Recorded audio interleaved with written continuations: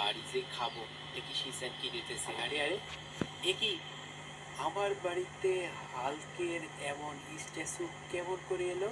যখন আমি বাড়ি থেকে বের হলাম তখন তো এমনটা ছিল না, এখন এমন হলো কি করে? আরে আমার গ্যারেজেও দেখছি হাল্কের হাত দিয়ে কবজা করে রেখেছে। ব্যাপারটা কি? এই হাল্ক কি আমার বাড়িটা কবজা করলো নাকি? আমি তো সেটাই বুঝতে পারছি না। আমাকে এই বিষয়টা একটু খতিয়ে দেখার দরকার। আর দেখো, এই হাল্কটা দেখতে কতটা হিংস্র, কে দেখতেই তো অনেক ভয় লাগছে। তুই চলো এক কাজ করে আমি ঘরে ঢুকি। আরে আরে এ কি? এই দরজাটা তো মনে হচ্ছে বন্ধ, এটা তো কোনোভাবেই খুলছে না। এত লাথি মারলাম তারপরেও এটা খুললো না, ব্যাপার কি? তার মানে আমার সন্দেহ সত্য, এই হাল্ক কিছু একটা ষড়যন্ত্র করছে। আরে এই হাল্ক, হাল্ক সরে যা, সরে যা। আরে এ কি? হাল্কের এই বিশাল বডি আমি তো লাথি মেরেও সরাতে পারছি না। এখন কি যে করব কিছু বুঝতে পারছি না। আমাকে যেভাবেই হোক বাড়ির ভিতরে ঢুকতে হবে। হ্যাঁ, আইডিয়া পেয়েছি। আমি এই দিক থেকে বাড়ির ভিতরে ঢুকবো। দেখি, বাড়ির ভিতরে গিয়ে আগে দেখি যে কি হচ্ছে। আরে চপ, চপ রে, কই রে তুই? আরে চপ কই? আরে চপ তো দেখছি এখানেও নাই। তাহলে চপ কোথায় গেল? তাহলে কি এই হাল্ক আমাদের সাথে কি ষড়যন্ত্র করছে? দেখি একবার আমার বেডরুমে গিয়ে। আরে এ কি?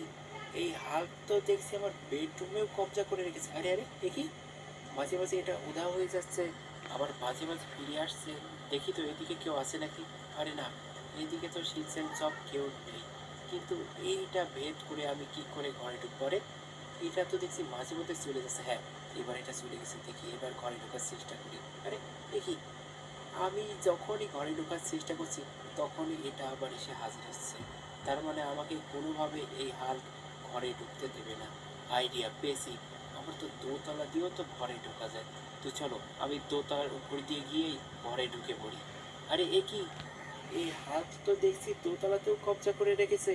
আমার যে কি রাগ হচ্ছে কি বলে বোঝাবো। এই যে আমার সাথে এমন করছে কেন সেটাই বুঝতে পারছি না।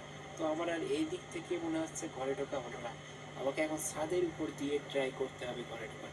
তো চলো প্রথমে এই দেয়ালের উপরে উঠি, তারপরে এই দেয়ালের উপর দিয়ে ছাদে উঠবো। আরে আরে এ কি? পা পিছলে পড়ে গেলাম আমি। আচ্ছা ব্যাপার না, এবার আমি গাড়িটা চালু করি, গাড়িটা নিয়ে গিয়ে ওইখানে রাখবো। তারপর আমি খুব সহজেই ওই গ্যারেজের উপর উঠে যাব, তারপরে গ্যারেজ থেকে ছাদে উঠে পড়বো।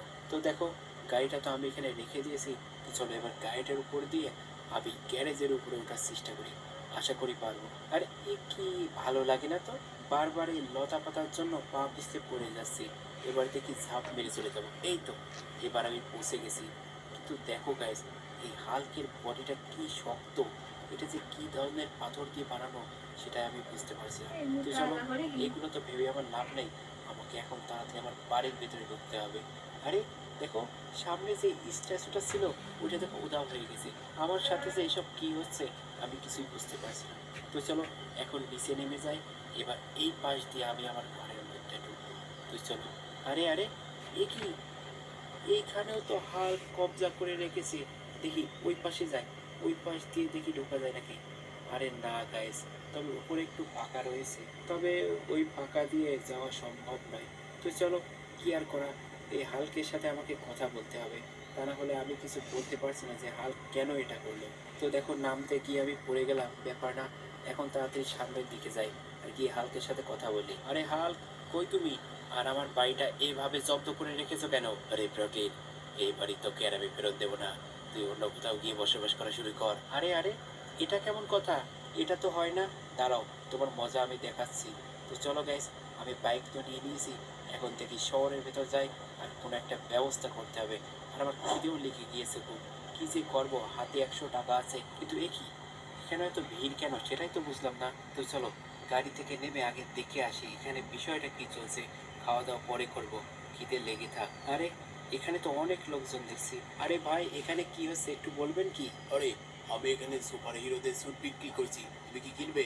আরে গাইস, আমার কাছে তো মাত্র 100 টাকা আছে, আবার ওই হাল্ককেও জব্দ করতে হবে। কি যে করবো কিছু বুঝতে পারছি না। তাহলে কি কিছু না খেয়ে এই 100 টাকা দিয়ে একটা স্যুট কিনবো নাকি সেটাই বুঝতে পারছি না। এই স্যুটগুলো তো বেশ ভালোই, আরে স্যুট রয়েছে। আমার তো এদেরকে দেখেই তো রাগ হচ্ছে, কিন্তু এদিকে দেখো শাড়ি ধরে ভেনমের স্যুটগুলো খিদে লেগে থাক। আরে এখানে তো অনেক লোকজন দেখছি। আরে ভাই এখানে কি হচ্ছে একটু বলবেন কি? আরে আমি এখানে সুপার হিরোদের স্যুট বিক্রি করছি, তুমি কি কিনবে? আরে গাইস, আমার কাছে তো মাত্র 100 টাকা আছে, আবার ওই হাল্ককেও জব্দ করতে হবে। কি যে করবো কিছু বুঝতে পারছি না। তাহলে কি কিছু না খেয়ে এই 100 টাকা দিয়ে একটা স্যুট কিনবো নাকি সেটাই বুঝতে পারছি না। এই স্যুটগুলো তো বেশ ভালোই।